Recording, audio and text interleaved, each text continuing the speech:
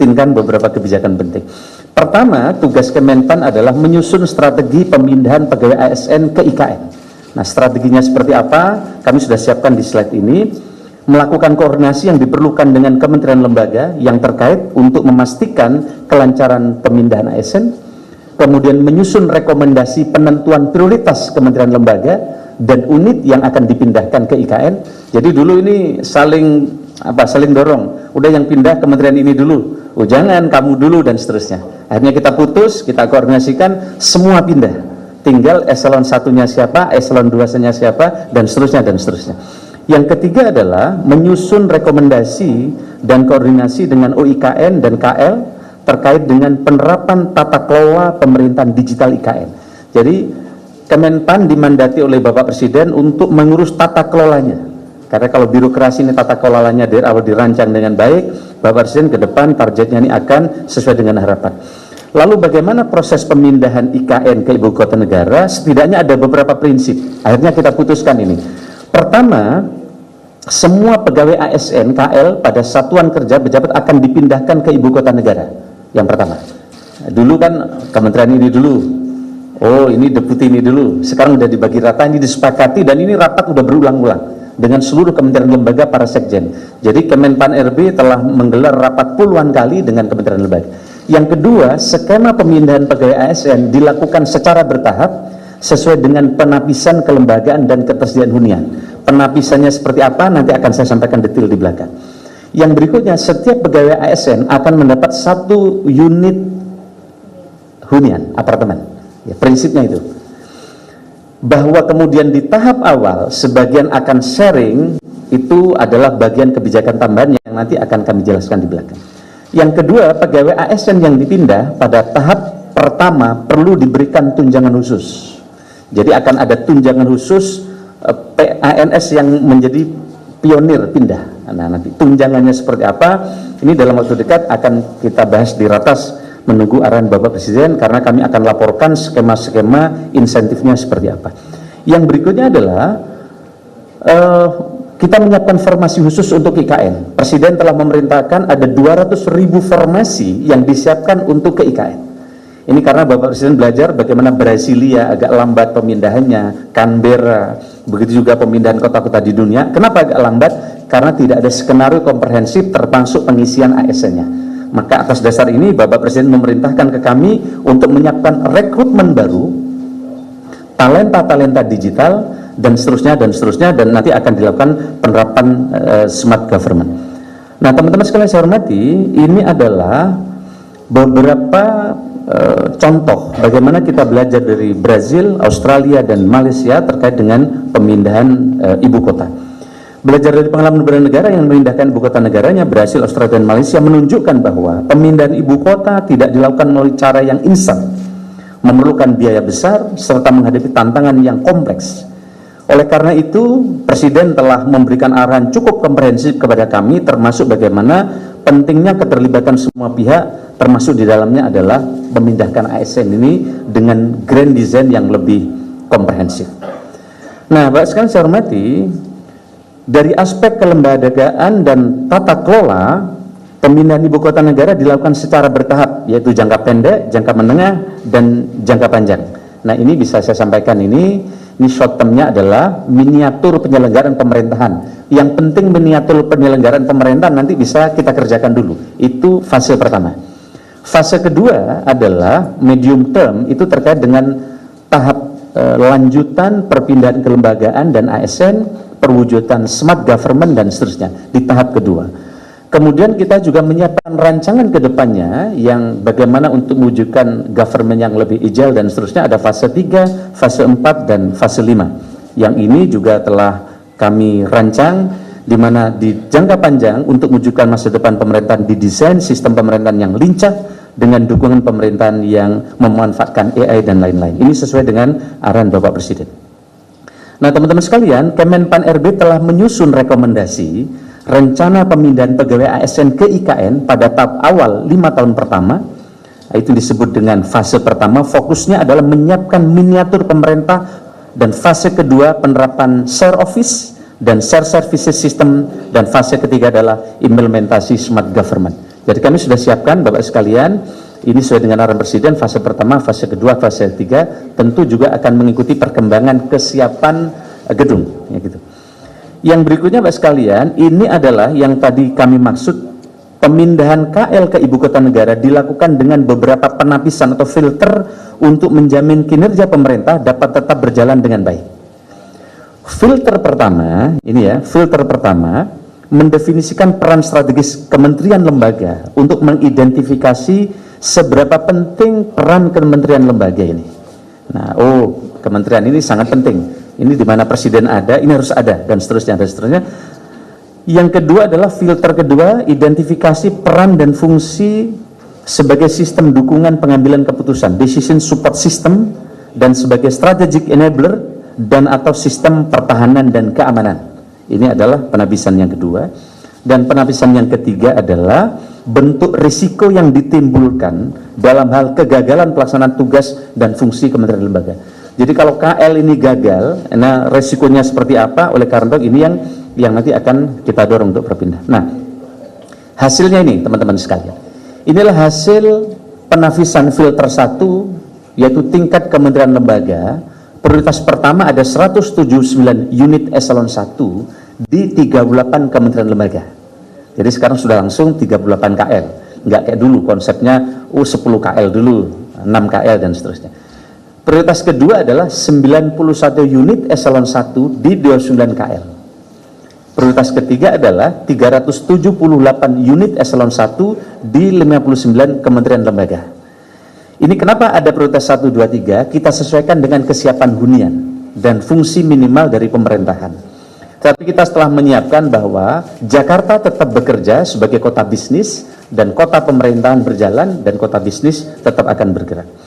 Nah teman-teman sekalian yang saya hormati, yang berikutnya adalah secara ideal, nah ini secara ideal jumlah pegawai ASN yang diperlukan untuk berada di KN dan prioritas pertama sekitar 11.916 pegawai.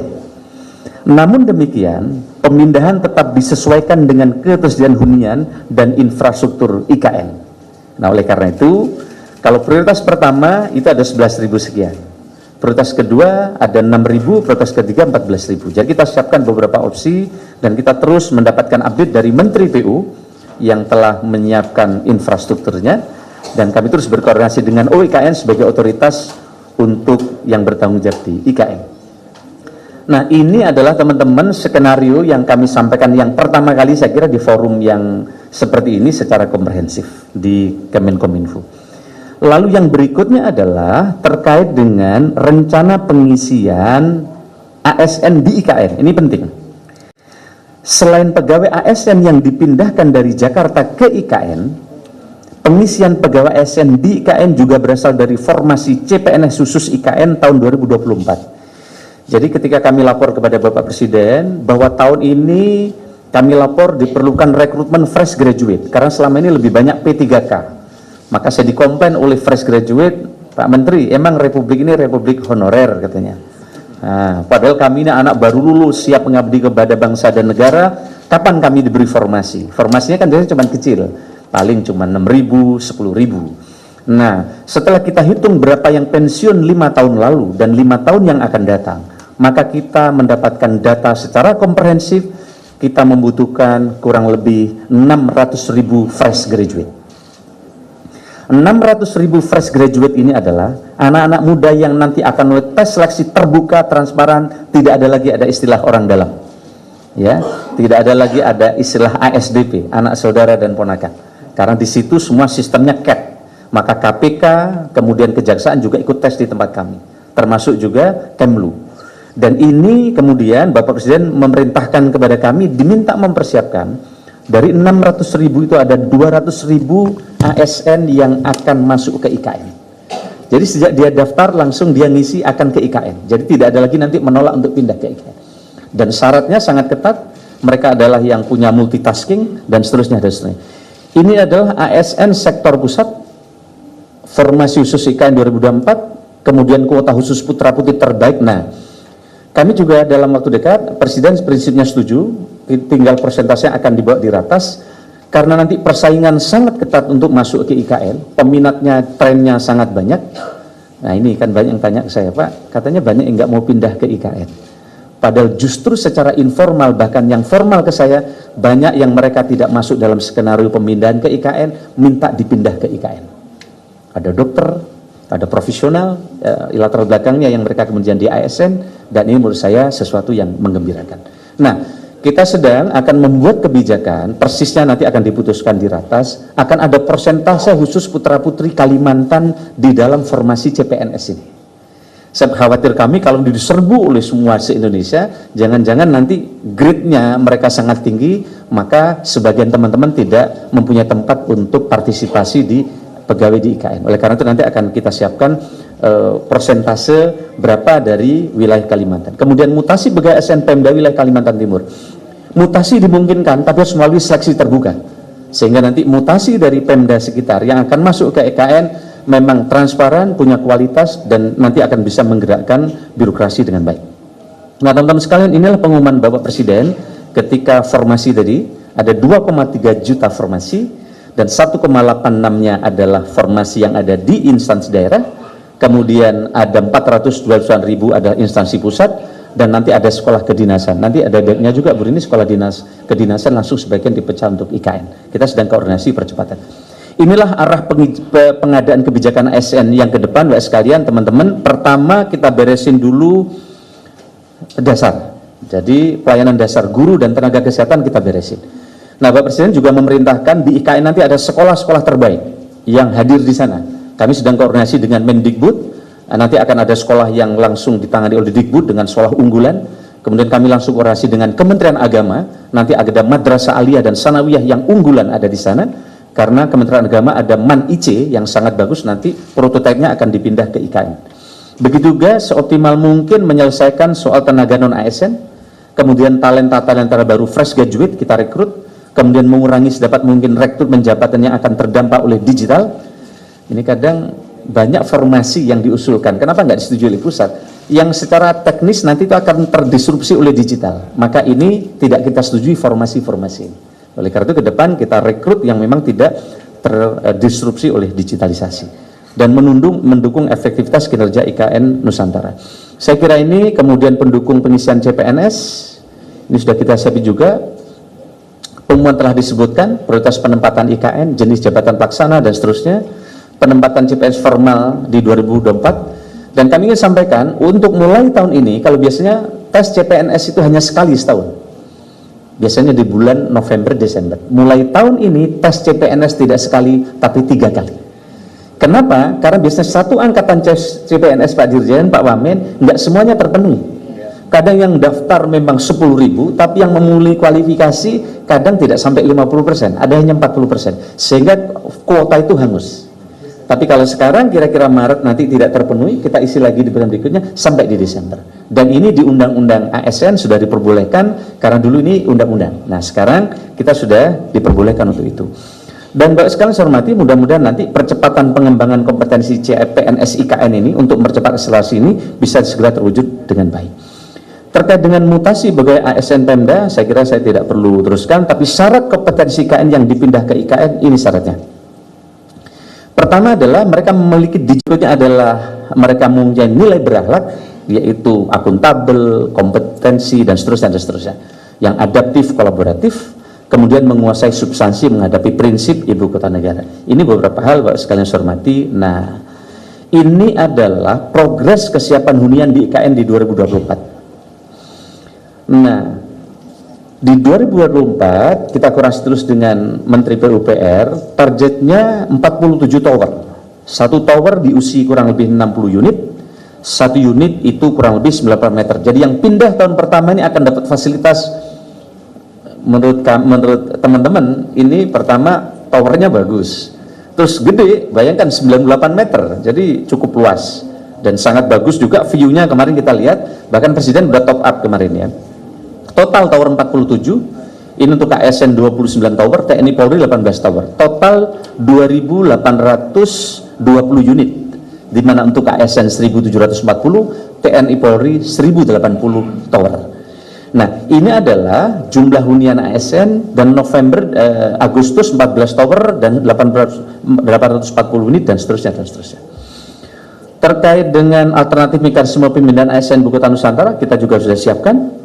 Begitu juga alternatif mekanisme pemindahan, next slide, kita juga sudah siapkan dari Kemenpan RB dan seluruh tim. Slide-nya saya minta digeser lagi. Begitu juga terkait dengan penerapan smart government di IKN, juga kita telah siapkan kondisi saat ini, sistem kerjanya, dan seterusnya, dan seterusnya. Begitu juga penerapan set office, target penerapan set office di Ibu Kota Negara 2024, kita juga sudah siapkan, mulai ruang kantor, infrastruktur jaringan, aplikasi, ini sudah kita koordinasikan terus, termasuk fasilitas pendukung, kemudian sistem kerja, yang nanti, ini sistem kerjanya juga nanti sedang kita putuskan dalam tidak terlalu lama. Kemudian 4 langkah percepatan transformasi digital pemerintah, ini mulai pembangunan IKN sebagai kota cerdas berkelanjutan, kemudian penguatan OIKN melalui PMU transisi perpindahan ke IKN, kemudian percepatan pembangunan smart government sebagai fokus awal perpindahan ke IKN, dan percepatan persiapan kementerian lembaga untuk perpindahan tahap awal ke IKN. Inilah peran OIKN dalam pemindahan transisi. Beliau menyampaikan bahwa saya membayangkan bahwa kalau kita bisa mengintegrasikan dan mengkoordinasikan seluruh sumber daya lintas sektor, maka lompatan itu akan terjadi dari negara yang kategorinya para kembang untuk masuk ke negara maju. Saya kira ini arahan Bapak Presiden waktu itu. Nah, sekalian saya kira ini, nanti kalau ada pertanyaan-pertanyaan kami akan sampaikan kalau bisa kami jawab. Terima kasih teman-teman sekalian. Baik, rekan-rekan media, pertanyaan diajukan, mohon tidak terlalu panjang, singkat dan jelas, dan nanti sebutkan nama dan dari media mana. Kesempatan pertama kami berikan. Sekali lagi, rekan-rekan media yang mau bertanya, kesempatan pertama dari media mana? Baik, mohon mikrofonnya. Bapak, saya Erik dari NHK. Di sebelah sini. Izin Pak. Agak maju Mas, nama dan dari media mana? Saya Erik Pak dari NHK Jepang. Izin mau penegasan aja Pak, untuk fase pertama itu pemindahannya timelinenya kapan Pak? Apakah memang Oktober atau kapan tahun ini? Terima kasih. Baik. Ada lagi yang lain? Oke, pertanyaan kedua. Kita kumpulin pertanyaan dulu, 3 pertanyaan kalau begitu ya Pak Menteri. Ya. Pertanyaan kedua, sebelah kanan Pak, nama dan dari media mana Mas? Izin Pak, Bagus dari Antara. Tadi kan ada prioritas pemindahan nih, tapi Bapak tadi di awal disebutkan bahwa semuanya dipindahkan gitu. Nah itu ada tenggat waktunya, misalnya prioritas 1, 2, 3 kapan gitu.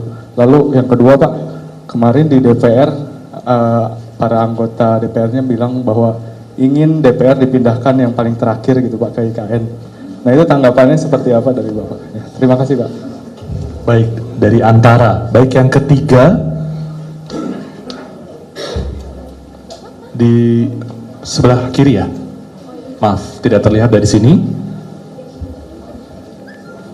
Baik, saya jawab dulu kalau ada. Siap, silakan Pak. Baik, teman-teman sekalian, pemindahan tadinya bulan Juli akan pindah ke IKN. Maka Juli sebagian menteri ada yang pindah, termasuk Pak Basuki. Tapi untuk ASN, karena Agustus nanti akan ada upacara di IKN, dan untuk pelaksanaan upacara itu supporting sistemnya sangat besar. Ada ribuan orang juga akan tentu bukan hanya datang, tapi bermalam dan seterusnya. Maka kami mendapatkan arahan dari istana bahwa pemindahan bertahap, tetapi ASN akan mulai pindah setelah Agustus, setelah upacara, karena upacara akan dipakai oleh seluruh peserta upacara di IKN, yang itu memerlukan apartemen penginapan yang cukup banyak, sehingga pemindahan tahap pertama ini setelah Agustus, insya Allah September pemindahan, tapi Juli para menteri sebagian ada yang mulai pindah ke IKN. Nah, yang berikutnya adalah soal DPR, saya tidak mau komentar nanti biar OIKN dan Seknek, tetapi kita sudah menentukan prioritas-prioritas, tadi udah saya jelasin dengan detail di depan, berdasarkan kesiapan hunian. Meskipun kami lihat udah sangat cepat. Saya ke sana 3 bulan, 4 bulan nggak ke sana kaget, orang datang tiba-tiba gedung udah berdiri luar biasa. Apalagi progresnya, targetnya di dalam waktu dekat ini bandara dan tol juga akan jadi. Nah, terkait dengan prioritas siapa yang akan pindah tadi, saya minta slide ke-31 teman-teman sekalian. Nah ini sudah kita siapin seperti ini. Kita detail sekali sudah bekerja. Misalnya prioritas pertama itu ada Sekjen DPR, Sekjen DPD, MPR, BPK, Mahkamah Agung, Komisi Yudisial, Menko Marves, Kemenko Kepribadian, Menko Polhukam, Menko PMK, Kementerian Pertahanan, Dalam Negeri, Luar Negeri, Kumham, Keuangan, PUPR, Bappenas, Pan-RB. Nah, kami termasuk yang pertama ini. Pan-RB, ATR BPN, Setnek, LHK, ESDM, Kesehatan, Perdagangan, Kominfo. Nah, Kominfo termasuk pertama kita ini, kemudian Sekretariat Kabinet, BMKG, Bappenas, BPIP, BIN. Nah, ini prioritas pertama kita. Itu untuk 179 eselon 1. Tapi jika nanti hanya 91, maka ini prioritasnya mulai Seknek sampai Kementerian ATR dan seterusnya. Jadi ini teman-teman sekalian yang bisa saya sampaikan. Jadi kami sudah detail untuk skenario pemilu dan ini sudah dibahas berkali-kali bersama para sekjen di seluruh kementerian lembaga. Terima kasih.